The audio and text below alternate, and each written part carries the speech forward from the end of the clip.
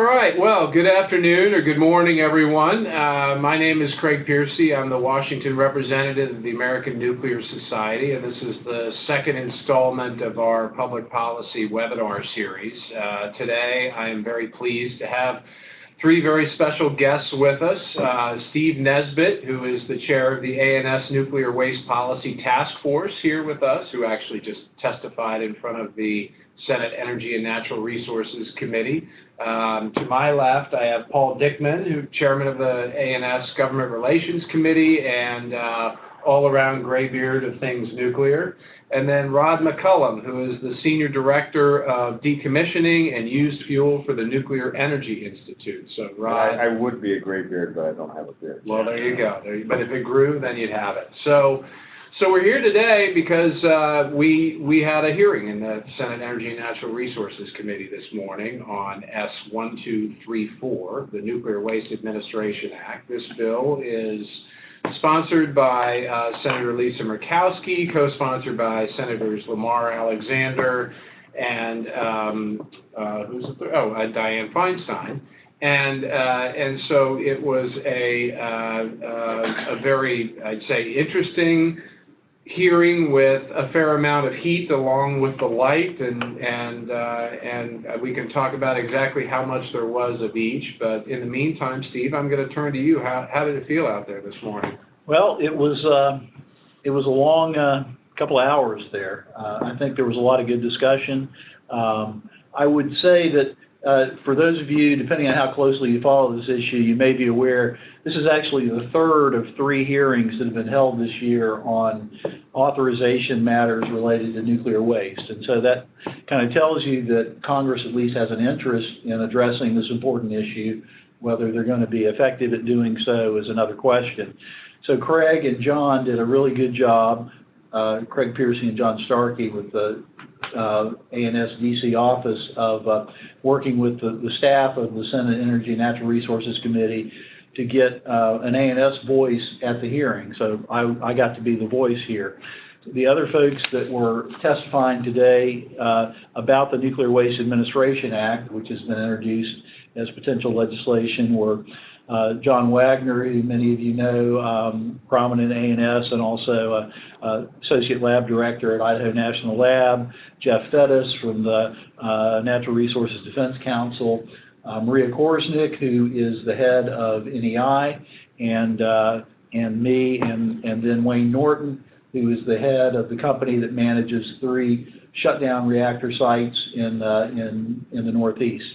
So we all had our opportunities to express the need to get action on nuclear waste matters. I think there was a variety of opinions expressed about the legislation itself. We tried to be as supportive as we could, point out areas for improvement. The committee was very engaged, a lot of different people in there, although not at the same time. And one of the big topics for discussion was consent. A lot of discussion about consent. How do you get it? What does it mean?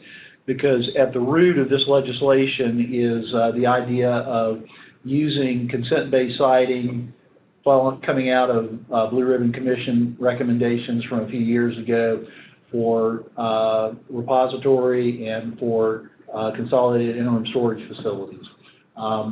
As I said, a lot of good discussion there, and I guess I'll leave it at that for now, and we'll turn to the others. So Rod, you were in the audience today, yeah. And so you had a chance to see the hearing as well. What was your take on it? You've been to a few of these before. Was it the same old, or did you see something new today? No, it really wasn't the same old, I think it was remarkable in that they weren't all there at the same time, but I think just about every member of the committee showed up at one point or another. And I think that's attributable to the, and to many of the folks listening in on this webinar, I'm sure you've all been part of this, the awareness that we've built of the importance of nuclear energy to clean air, carbon-free, saving the planet.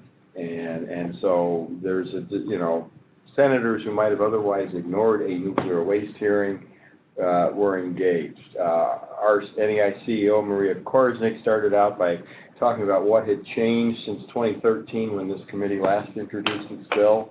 And she asked them for three things in light of those changes: restarting the Yucca Mountain licensing process, consolidated interim storage, and not restarting the nuclear waste fee prematurely. We do have a $41 billion trust nuclear waste fund out there that earns $1.5 billion in interest. So you got to be spending more than $1.5 billion. And if the nuclear industry had to pony up another $41 billion, I think that would put some of us out of work. So what I heard in response to that is that broadly the committee is willing to entertain changes to their bill. They're willing to entertain alternate solutions. So I think the playing field's wide open all the way from, once again, in Congress, nothing might happen, although I have not seen the will as strong as I saw it today, to something may very well happen, at least in appropriations, if not in authorization space. The one thing I heard very strongly, and this was around a lot of the consent discussion that Steve alluded to, was there was a lot of tension between science and politics, and we if you're technical background enough to want to join something like the American Nuclear Society, you probably say, well, of course, science should answer the question. And so then Senator Heinrich from New Mexico very eloquently stated, well, politics is the expression of the people's will. And what that comes down to, you have a city out west that's it's 290 miles from some used nuclear fuel that's stored on a beach upwind at the surface in a 60-year licensed facility. It's 90 miles south of a geologic repository where we could put that same material under 1,000 feet of solid rock. We have a 1,000,000-year safety case. It's been studied for 40 years. I'm going to deploy my prop, and then I'll deploy your prop. Yeah. This is the DOE's multi-attribute utility analysis when we were considering 9 sites, which we narrowed to 5, and then to Yucca. And unfortunately, Congress stopped it there. We were supposed to consider 3 sites when it was supposed to go 953, then 1. It just went 951. But it describes the very early phases of this back in the 80s, and the very first holes were drilled in Yucca Mountain in 1978. So, if you had a choice between this mountain 90 miles away, where you've got 40 years of study that concluded that it's safe, and you have this beach 290 miles away, where we know it's safe for at least 60, we can certainly renew the license for another 40, maybe another 40 after that. You probably choose the mountain, even though it's closer, but 90 miles, but then you put a state boundary in the middle. And, now you're in Nevada, and now you're into Nevada politics. And the Nevada delegation, and especially their 2 senators, whether it was Harry Reid or now the very formidable Cortez Masto, is very effective at stopping funding for Yucca Mountain. So we need to find a solution that works politically and scientifically. And CIS would be simple, but you got to back it up with a repository.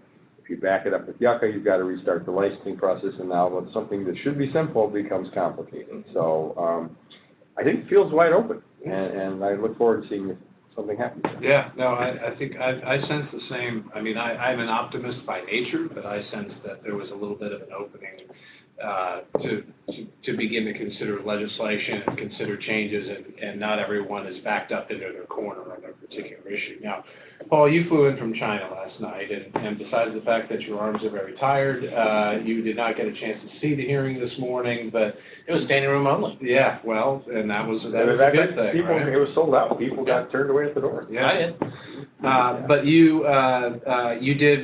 After the hearing this morning, we took a couple of the people that testified, Steve and also John Wagner, and had a Chatham House Rules session with House and Senate Congressional staff. And Paul, you participated in that. Any thoughts that came out of that today? Well, first of all, I want to compliment Steve on his testimony. He worked very hard on it. A lot of us chewed on it. I had a lot of help. You had a lot of help, and there are some things that you didn't like that I said, but you adopted.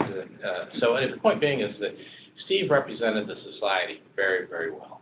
And I encourage everybody to read his testimony because it lays out the positions that we have. Watch the video. He's much better. Okay, yeah. Well, I mean, they could, okay. So watch the video or read the testimony. But the point being is that the society has has laid out its policy papers and its views on this. But we know the one thing that, as a society, we're going to have to try to figure out how to work around, and that is that what do you do about Yucca? Because it's pretty clear that in order to make progress, there's either going to have to be a decision made about continuing with the licensing or some way to work around it without doing it. And I think right now we're at that point, very close, to where we may just have to say, look, we won't abandon the license application, but we can't make any progress unless we put it aside for a while.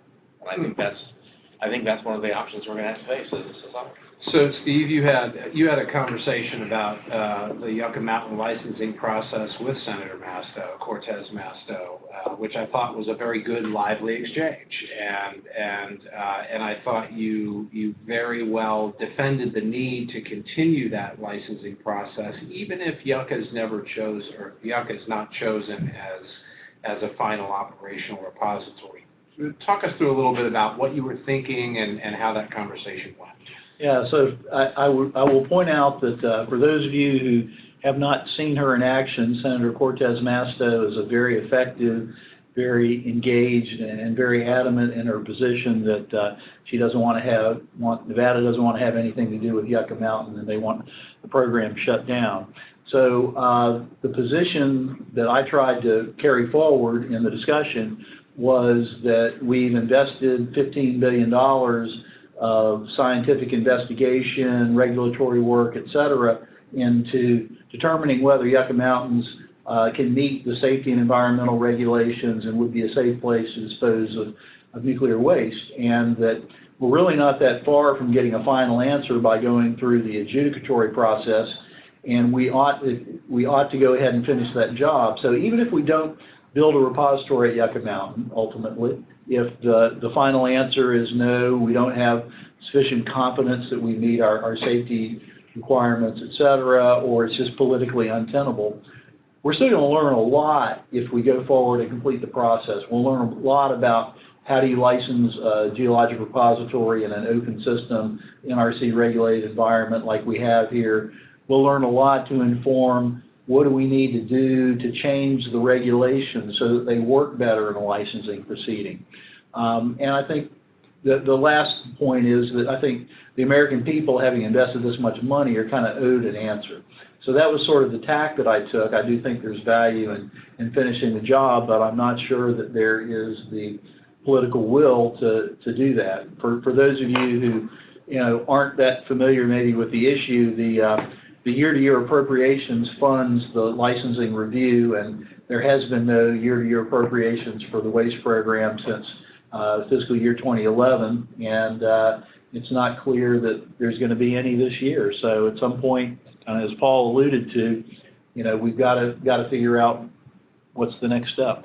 So it kind of seemed to me today, so you laid it out fairly well in the sense that Nevada has, the state of Nevada and the political leadership have actually done an excellent job of political action to support, the discontinuation of the facility, right? So whether it's moving the primary date up early into the election cycle, or it's killing appropriations annually. I mean, they've done a good job. Do they have a veto? Do they have an effective veto over Yucca Mountain already? And if so, does it hurt us to put it in the legislation or not? I mean, I'm just going to sort of come out with that question. What do you think? So maybe to rephrase the question a little bit is it really feasible for the federal government to finish the Yucca Mountain project over Nevada's dead body? Yes. And I think that, that would be a huge lift. And I think that realistically, if the project's going to be successful, it's going to have to be accomplished as a partnership, not as an adversarial relationship. So the question is, if you want to continue with Yucca Mountain and see if we can make that work, how do we get past where we are today to that point of working together, if albeit grudgingly? I think my personal opinion on this is that you're not going to get to that agreement now, and I think the next thing to happen, if you're going to have a success path, is to finish the license application, review, and get a positive result from that, and then sit down at the table and have a more substantive discussion on how we can go forward in partnership. Yeah, I believe there is a path forward to some sense of consent through the licensing process. I talked about Las Vegas, and there's 2.2 million voters there who now are concerned about the mountain on their side of the state line and not so concerned about the beach, in the next state. But there are 44,000 votes in Nye County. Nye County very strongly supports the Yucca Mountain project. They just issued another letter in advance of this hearing stating their support for continuing the licensing process. They got there because they did their own independent science. DOE gave money to the state and all the affected units of local government. The state used it to fight the project. Nye County actually did the Nye County Early Warning Drilling Program. So a Nye County official can stand up in front of the electorate, the voters, and say, here's why I support this project, and it's its own independent science. But, the licensing process will not be a showdown at the OK Corral where either Nevada wins or DOE wins. You're going to have negotiated solutions to, you've got 218 contentions Nevada still has in the process. Maybe some of those negotiations can bring you to test programs that Nevada has some control over, and there may be a road to consent. So, the answer is, do they have a veto? Well, yes, for the last 8 years they have had a veto. Can it be overridden? No, you don't run over Nevada. But can the mines be changed? Can the state of Nevada take on a role where it can be active enough in assuring the safety of the site so it is okay for a politician in Las Vegas to say what politicians in Nye County now already can say, just to a smaller number of voters. And Steve, I think one of the good things about your testimony is you very clearly articulated the difference between the United States and other countries where they don't have states. It's not the United States of Finland or Sweden, and those countries are making great progress, whether you have localities and you have a strong federal government. We are a union of states. But it's one of the things that makes this country great. One of the other things we talked about in the hearing, and there was a lot of discussion about, was the idea of looking for another repository site. And if you look at the ANS testimony that we turned in, we endorsed looking for another potential site for a repository. And I think most of us are in agreement it was a mistake to prematurely narrow to one. And the idea there is to, instead of having a discussion about do we do Yucca Mountain or not, the discussion should be ultimately where are we going to put these facilities that we need to manage nuclear waste. They have to go somewhere. And that's, I think, if we were to go in that direction, I think it might help the overall conversation. Yeah, I was struck by Senator King's line of questioning, and he's, of course, on the same side of the aisle as Senator Cortez Masto. And, well, if Nevada can simply say no at this point, why won't every state just do that? Right. And we'll always be in the same place. We will never solve the problem. So I do think that if you put parallel options in play, and there is one that's out there now, deep isolation. They say they're not a substitute for Yucca; they're a complement to Yucca. Having alternatives, having options is certainly a good thing. We also have to demonstrate the integrity of your process. I think if you have a law that, well, they haven't funded it, they haven't been able to overturn it either. Right. And it says you have to complete a licensing process. You need to complete that licensing process. Otherwise, it's hard for me to envision any of the alternatives not ending up in the same place. So, Paul, what about you? Do we have to walk away from Yucca to come back to it? Well, I don't think you can walk away from Yucca, but I'm just saying you can put it on the shelf for a while. Because I think there are all these other issues that have to get taken care of. And the first and most important one is governance. Without a governance structure that's workable, not even completing the Yucca license application means anything. So I think that's really what the heart and soul of this 123 Act is really to try to create a governance structure that hopefully will be able to be functional. Now, there are a lot of issues which we identified in our testimony that we had problems with certain portions of it. But clearly, without a governance structure, nothing's going to happen. And it hasn't happened in the last 8 years, we know that, and that funding. And that really got to, I think, the heart of, Steve, your testimony, especially in the closing, right? Sort of the three principles that you wanted to leave in the committee's mind in your testimony. And the first one was make progress. Yeah, do right? something. Yeah, Do something, right? We've been doing this for the last 30 years. Everybody's been swinging for the fences. Everybody has their own idea about how waste should be managed. But, you know, as we talked about, and it really kind of came out in the Chatham House staff briefing that we had afterwards, is that the question is what is the question, right? Is the question solving, how much of it is solving the waste problem, and how much of it is enabling nuclear to be able to contribute to the sort of the climate challenge and the energy challenges that we have in the world? I mean, do you guys see that as you know, if by reframing that question, do we open up some opportunity to you know, compromise and move the issue forward in sort of an incremental way? Yes, clearly that was why we saw the level of interest we did from the senators. And I will point out that, since nobody on the other end of this webinar was at the Chatham House meeting with the staff, that was also very well attended.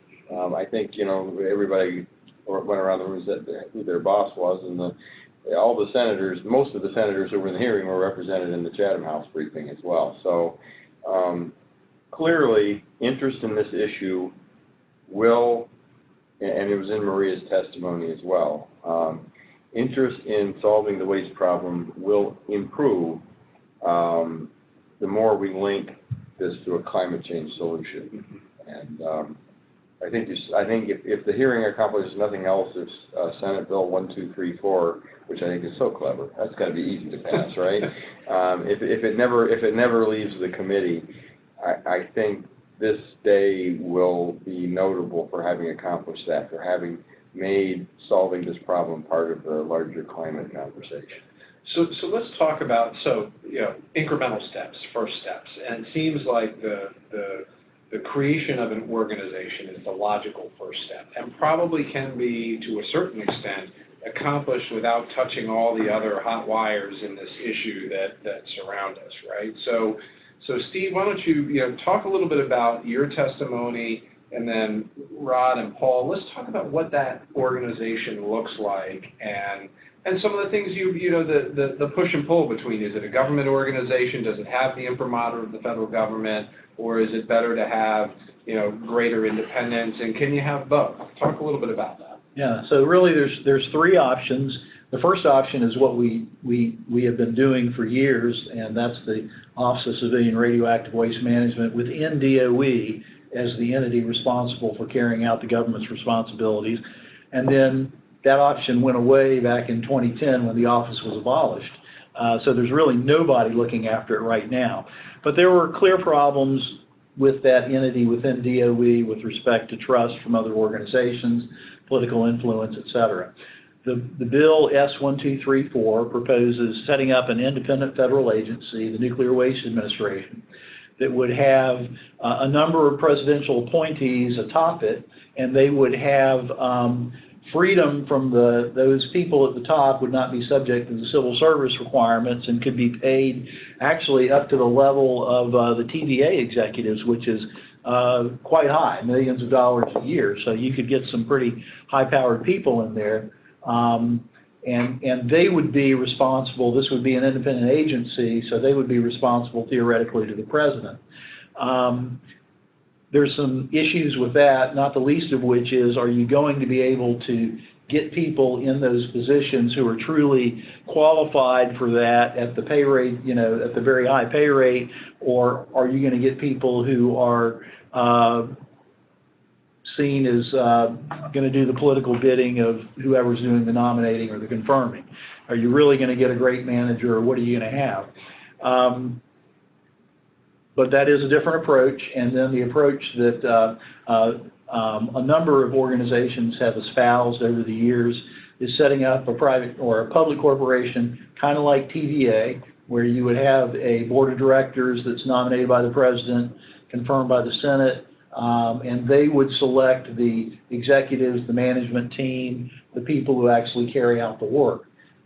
Advantages of that would be additional insulation from maybe potentially from political influence, continuity, so you wouldn't turn everybody over at every administration. You wouldn't be subject to year-to-year appropriations, potentially. So that's, most of the people, myself included, think that's probably the best approach to happen. But the other thing that I guess I'll throw out, and then I'll let other folks chime in, is that no matter what governance organization put in place, whether it be the old OCRM, Nuclear Waste Administration, FedCorps, as we call it, the TVA type administration, if you don't have access to the resources of the funding, then it's not going to be successful. Mm-hmm. Paul? Absolutely. I mean, I think the key has, and that's another part of the 1, 2, 3, 4 is that really try to talk about funding. But I think that nobody, this is probably going to be the one that gets fought over the most in the committees, because we're talking about a lot of money which now the Congress will have to appropriate, or I should say they're currently spending it already. So they're going to have to find some other way to make that up, and I think that's going to be that's going to be the stumbling block. I think all the other things can get worked out, but ultimately the last battle is going to be about funding, and I don't even know where we begin on that one. So funding is the battle, right? Well, ultimately within the committee structures of the Senate and the House, it's going to be funding. Mm-hmm. You know, they may come to an agreement on legislation for creating some sort of a FedCorps or something else. That may be the easy part. But then when it comes down to how do you actually bankroll this entity, they're going to have a lot of fights. So the old saying in Washington, it's always about the money, is true here as well. Absolutely. Yeah. Rod, thoughts on that? Well, I agree completely. I think it is all about the board of directors and how you set it up. I mean, what's in 1, 2, 3, 4 now is basically creating a different kind of federal agency, which doesn't solve the underlying parts of the problem. I think a credible quasi-government corporation would have representation on the board, certainly from industry, but also from the state governor and you know, other interested stakeholders. And then again, you're building consent. I'm very troubled by the notion that consent is the signature of some group of elected officials at one point in time, right, because that is only as good as the next election.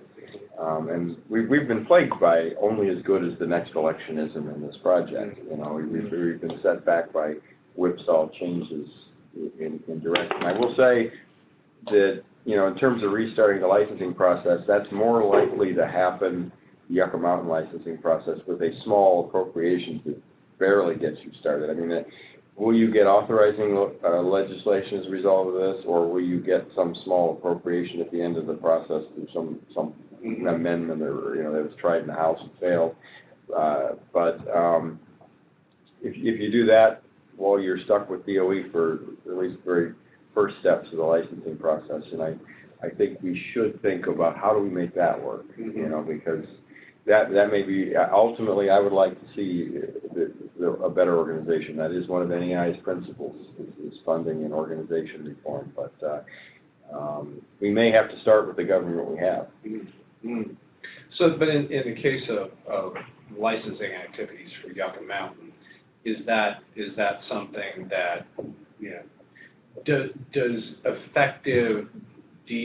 effective government interaction with NRC or DOE interaction, whoever it is, does that require a new organization, or does that just require money?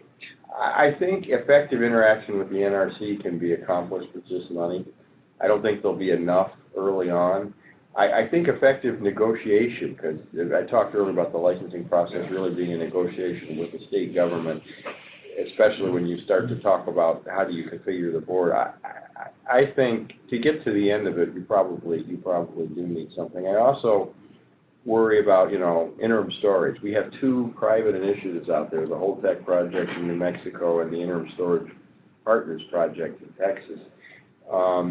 You know, they're making great progress. They are on track to get licenses in the 2021 timeframe, and that means that if they actually have money to build those facilities, they could be operating and receiving fuel around 2023. That's pretty quick. I've seen many 4-year periods fly by since the time I've been working on this. So you almost need to have some organization in place to at least have the agreement with that private entity to begin. You have to have a ship funding fuel stream. and take title and all the things that you need to do in order to. Right. And I worry that if you put too much DOE process in front of those interim storage facilities that are making progress right now, you actually slow them down. Mm-hmm. And so that's something that I think needs to be addressed when, you know. Right. I would say that at a bare minimum, if we're going to start doing something, which we all want to do, if we're not going to put in place a new agency or independent corporation, we need to reestablish the Office of Civilian Radioactive Waste Management. Currently, that responsibility is vested in the Office of Nuclear Energy. Dr. Rita Barenwall, who was recently confirmed to be the Assistant Secretary, has plenty of things to worry about besides trying to fix the waste problem in her spare time. So I think we need to do something at least. Things to worry about and things that are actually funded too. Yes. Yeah. So we're at the top of the hour. Let me go to John. John, do we have any questions online that you want to send our way here? Yes, we do have several questions, and I'll try to get to them as best I can, given the amount of time we have left. So I'll start with the first one. With several nuclear power plants being shut down and eventually decommissioned, there will be more and more sites which cannot be returned to greenfield conditions because of the residual dry cask storage area. Is it legally possible to move, for a fee, the dry casks from those decommissioned sites to sites with operating nuclear power plants? I'm going to say that the answer is it is certainly feasible legally to do that. Whether that's feasible politically or not to do that is another question, and I'm very skeptical that you would find many operators of current plants who would be willing to accept receiving an influx of casks from other sites. Yeah, I will point out that question actually arose. Southern California Edison was sued by some of its local stakeholders. They settled that lawsuit by promising to formally request that APS in Arizona receive their fuel at its facility.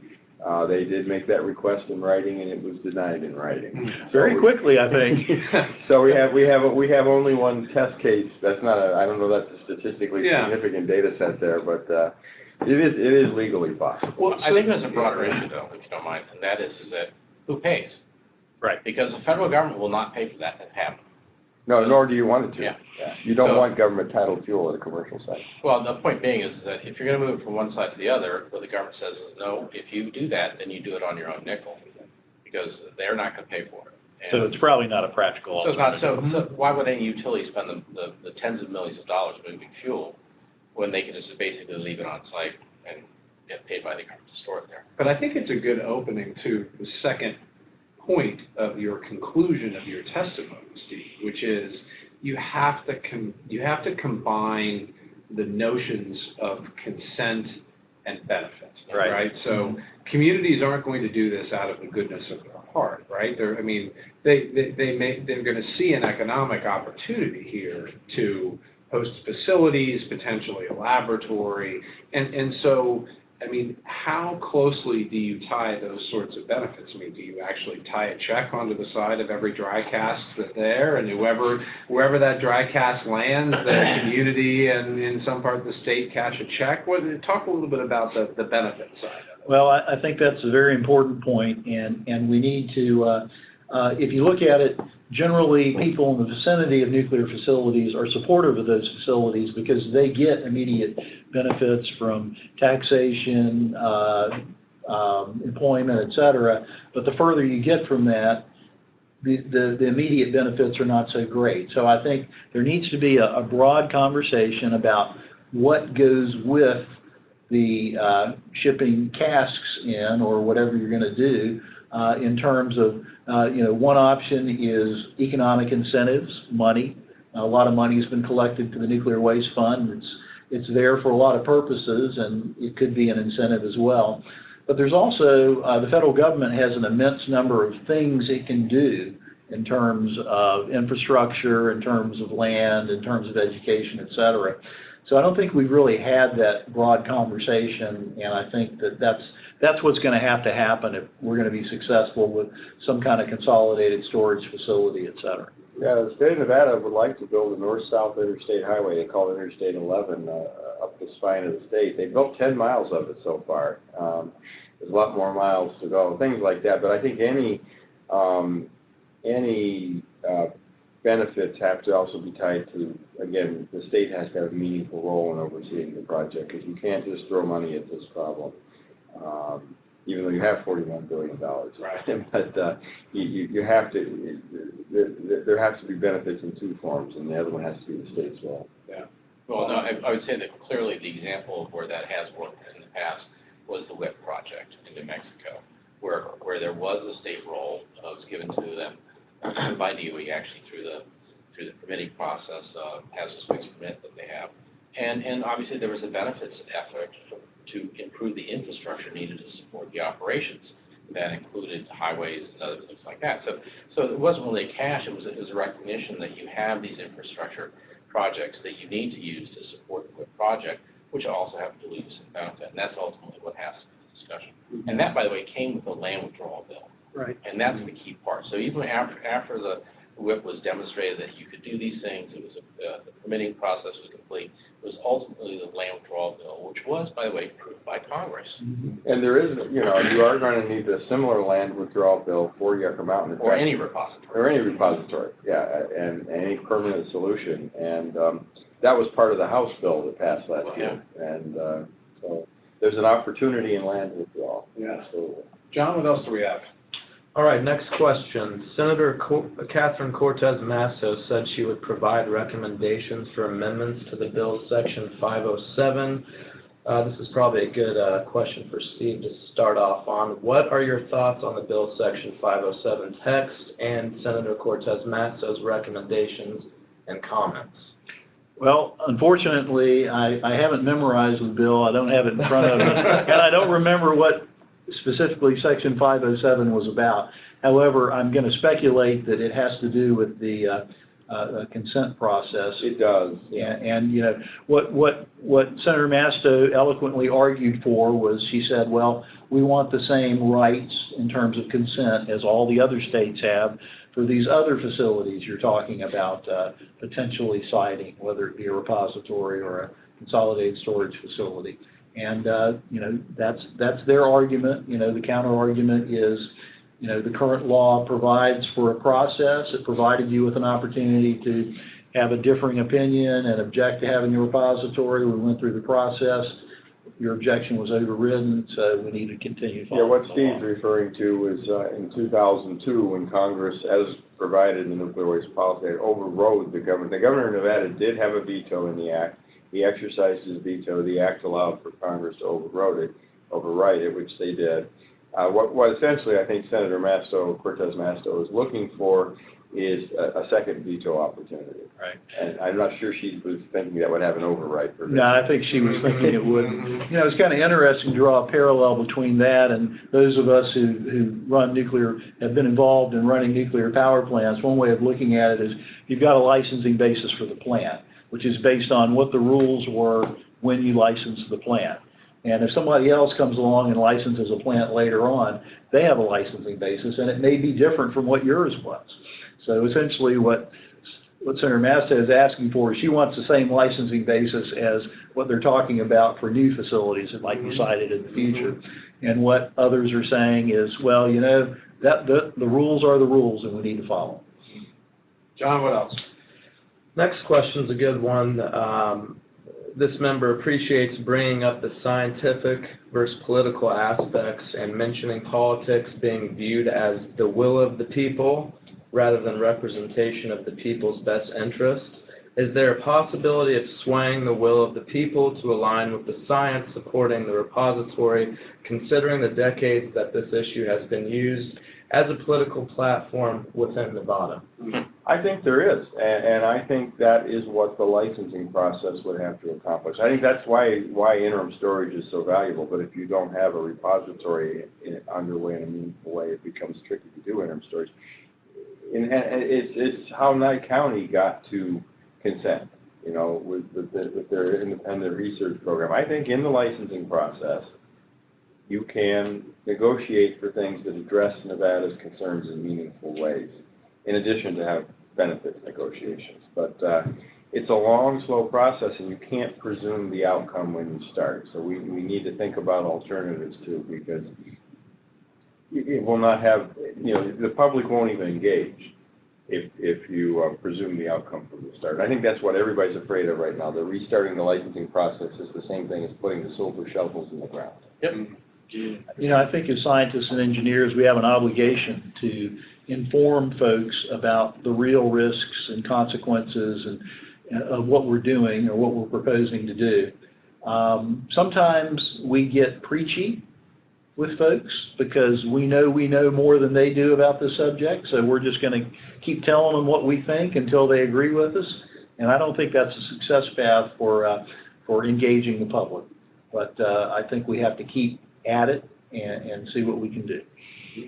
And I think it's especially hard now in this day and age, right, where an internet rumor can go viral about something, and it's really difficult for the technical community to knock it down, right? So in many ways, the current, it's harder to do it now than it might have done 20 or 30 years ago. Now, Paul, I want to bring back this question because it sort of seems like we have the consent issue with Nevada, we have the completion of the licensing process, we have the creation of an organization that are all sort of pieces on this legislative chessboard, right? Are there any other pieces that you would put up on the chessboard, or is that it? No, I mean, obviously, interim storage. Okay. That's the other part of this whole process, because even if we had funding to go ahead tomorrow to continue the license application, the ability to develop a repository within a decade or even two, I think we're being unrealistic if we think we get this done in the next 10 or 15 or even 20 years. So therefore, I think the need for interim storage is there. The question is, can you develop interim storage without having an active repository program? And the answer is no. But right now, we can't even really talk about interim storage because we don't even have an active repository program. Right. So that's why I get back to this issue of having a governance structure who basically puts together an active repository program, which could include Yucca and others, and at the same time then begins the interim storage process. So to me, it's you have to do all of them, and you have to do them in parallel and not in series, which is what we've been doing for the last 10 years. John, what else do we have? Well, this next question is kind of a broader question for the group. Was there anything you all found particularly interesting or unusual from today's hearing compared to previous hearings on nuclear waste storage and disposal? Well, I have a couple of things. I don't know if it was particularly unusual, but a couple of things I noted in the hearing today. The first one was the ranking member, Joe Manchin from West Virginia. He asked some really sort of interesting, I don't want to say basic questions because that makes it sound like it was simple, but he had a good faith attempt to wrap his head around the issue. So he's really coming in to this issue fresh, right? No nuclear reactors in West Virginia, no waste in West Virginia, and I kind of got the sense that he has an opportunity here to kind of be a negotiator and a facilitator for all a fresh face on this issue and to bring people together. He clearly has listened to Senator Cortez Masto's concerns, and they have their own sort of consent agreement right now on this issue and the consideration of the committee. So I found that interesting. The second thing I found interesting was as much as everyone talks about the rights of states, that it was really the Democratic senators, and most notably Angus King, Senator King from Maine, and also Senator Cantwell from Washington, that talked about the national impetus in some way, right? So Angus King kind of threw a little bit of cold water on Jeff Fettus's idea of having the sort of the states be, the central parties in negotiations on this. And then Maria Cantwell talked about the legacy of Hanford, both from a winning the World War II standpoint, winning the Cold War, but basically saying, look, this wasn't Washington that did this; this was America that did this. So I feel though there is even if the discussion about consent is focused on the state level, that there is still a number of people across the political spectrum that recognize the need for a federal role. So those are my sort of two takeaways. Steve, Rod? Yeah, just your comment about Manchin, I thought his level of engagement was indeed remarkable. And what I found the most remarkable, I actually wrote this down, because at one, and this is kudos to all the folks out there from A&S and your communications, you know, he actually said we need to move to a zero emissions economy. This is the senator from the coal state, you know. So the message about clean energy has definitely resonated. And you had him not just saying that, but you had him trying to broker some sort of bipartisan agreement. And I also think, and you alluded to it, this is a hearing that was, you know, chaired by a Republican majority, with 4 of the 5 witnesses being witnesses the Republican majority, including Steve, would have wanted sitting at the table. And yet the constructive participation from the minority was extremely strong. And so is there hope of something that both parties can agree on in Washington? I'm not going to go that far. But, Come on. Yeah, the only other thing I would add, those are great points, is I was struck by the amount that the senators were very deferential to Senator Cortez Masto in terms of her perspective, and Craig reminded me that the Senate is a body that acts based on consent. And so while we may think simplistically as a scientist and an engineer, well, you know, there's only 2 senators from Nevada, so, you know, that's 2 votes that are going to be no, but everybody else, you know, has an interest in voting yes. It's not that simple. It's more like a club where members don't like to offend other members, particularly from their own party. So the politics are challenging when it comes to things like citing Yucca Mountain, finishing licensing, things like that. All right, next question. There is significant appropriations expertise and experience around the table. How do we motivate congressional appropriators and leadership to provide access to the Nuclear Waste Fund, even if a little at a time? So I'll take a start, since I'm a recovering appropriator. So there has to be, I think there has to be at least some agreement on the policy first, right? That you are not, I mean, part of the problem that you don't have appropriations is the same, you know, the same gridlock and logjam as you have in the policy area. And I think that if you can make, you know, really the question here, you know, the first need for appropriations in the near term is going to be for Yucca Mountain licensing, and then also to move out on interim storage, right? And you're going to need a policy construct around that. And whether it's you know, some agreement that the licensing process moves forward, but there's a stopping point, you know, a further off ramp installed in some way for Yucca Mountain in the future, that's one possibility.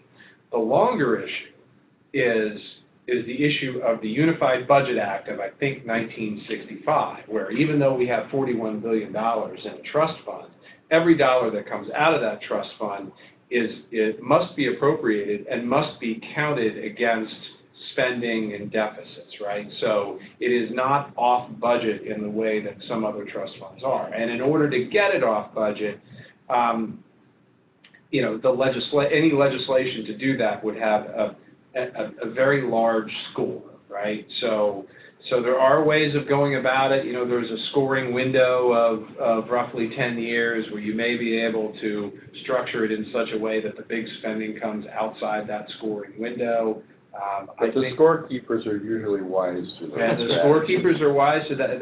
Certainly wise to that. I would suggest that the Barrasso bill draft and HR 3053 did some really interesting work in that area. I mean, so, you know, there was a lot of pencil lead that was worked on that issue, and so I think there's maybe some inspiration there. But I think it gets back to this notion of if you try to solve the whole problem in one fell swoop, it's literally going to cost tens of billions of dollars. You take one chunk out of it at a time, you can create you know, something that is more palatable for passing. Yeah, I think you have to start small, and what HR 3053 did was essentially locked in, so you could only, appropriate 90%, or you could only take new money for 90% of what you appropriated, which meant you had to dip back into the corpus of the waste fund for 10% of every year's appropriations. That's a slow drip of getting our $41 billion back. And maybe that's the only way you can do it is a few dollars at a time, but you've got to get it off budget. And I think the lever to get it off budget, and this is interesting, this is one of these things where we got to hold our elected officials accountable for actually representing the taxpayers. Because if you ask an appropriator, do you want to lose control of $41 billion? They'll say, heck no. But if you ask an appropriator, can I have $2.1 million a day when the taxpayers are bleeding $2.2 million a day and for not acting? Well, yeah, right now they're still saying no. We had those debates last time. Is that the appropriators don't care about the money that the taxpayer loses, that they don't have to appropriate. Mm-hmm. Well, at some point, I think there's an accountability that has to occur there. The realization that the money coming out of the judgment fund for not solving the problem is real money, and it matters just as much as the money the appropriators control. Because don't we all wish we had an account where every time we made a mistake, free money just flowed, right, and without consequence to us. Well, that's what the judgment fund is, and the nuclear waste litigation from the industry that's never lost the lawsuit over the nuclear waste contracts is the single biggest drain on that judgment fund. You have a federal government that gets sued for all sorts of things, and this is the single biggest liability. You're right, Ron. I buried the lead on that. Maybe it's not so much how to get the trust fund off budget, it's how to get the judgment fund on budget. Yes. All right, John, what else do we have? All right, this question is in reference to the NRDC's proposed changing of federal law so that the EPA would manage nuclear waste. Is this practical? Well, I would point out that the EPA, under the Nuclear Waste Policy Act, was responsible for and in fact did set the standard for Yucca Mountain, the radiation standard that NRC had to determine whether it was met. So there is already a strong EPA involvement. And Mr. Fettis didn't just say EPA, he said EPA and the states, because he was asking for a co-regulatory situation there. I think that, as I've said earlier, I think there's merit in giving the states a stronger role. I think the EPA, has some role too in Yucca Mountain, clearly it does, but what you're really asking for there is kind of undermining one of the fundamental foundations of the Atomic Energy Act, which gave the federal government the regulatory responsibility. If you create that situation for Yucca Mountain, and if you create it for other nuclear facilities, remember the expertise that exists in the Nuclear Regulatory Commission, it's going to be hard to make that exist in every state that has a nuclear facility. And I just worry that's an express path to stopping nuclear projects more than a sincere attempt to improve safety. The implications of that are far beyond nuclear waste in Yucca Mountain in overturning that primacy of the federal government on nuclear matters that was established in 1954. And it would certainly be a boon to the environmental law community, but I think it threatens a whole bunch of activities that are out there. I don't think it's necessary, and I don't think there's too much support, actually. Although he spoke glowingly of the concept, I really don't think that there's that much support for it amongst folks that understand the issue. But short of that, there are ways of giving a state that does consent to being a facility some oversight. And that's what Paul was talking about with WIPP. That's what happened at WIPP. Right. You don't have to overturn your whole regulatory structure in order to accomplish consent, is what I was saying. Right.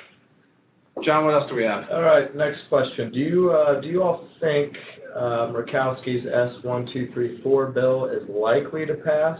And secondly, how do you compare the bill to Senator Barrasso's waste legislation. Ah, wow. We only have 5 minutes left, ladies and gentlemen, so, all right, well, so, the likelihood of passage, that is, it is fraught to be handicapping the chances. Come on, of give it a passage. percentage, yeah. Oh, come on, let's, I'm gonna be optimistic and say, 31.5. I was gonna say 30.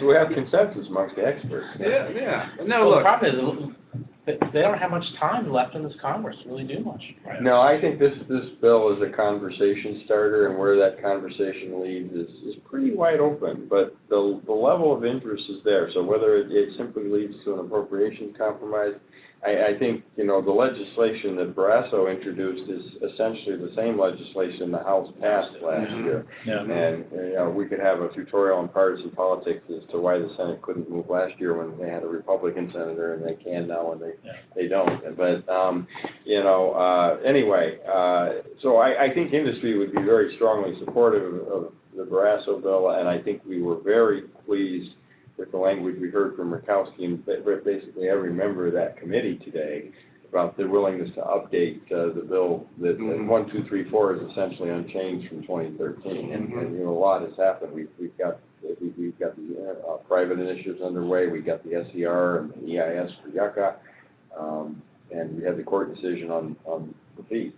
So I think it's a great starting point we're at, and I think you are optimistic at 31.5%, but I think it drives something to happen. Yes, and I think the other thing, and this may be a bit different, is that we're going to make progress. I think everyone in that hearing room today will recognize that no matter how you define it, the state of Nevada has a seat at this table, right? I mean, we're not gonna slip a strike 3 by them without them fouling it off. Okay, so Very good analysis. I think that by having that conversation with them, I think again the odds still low, right? Even at an optimistic 31%, they're still low. But it at least allows you to begin to have those conversations with the stakeholders at the table.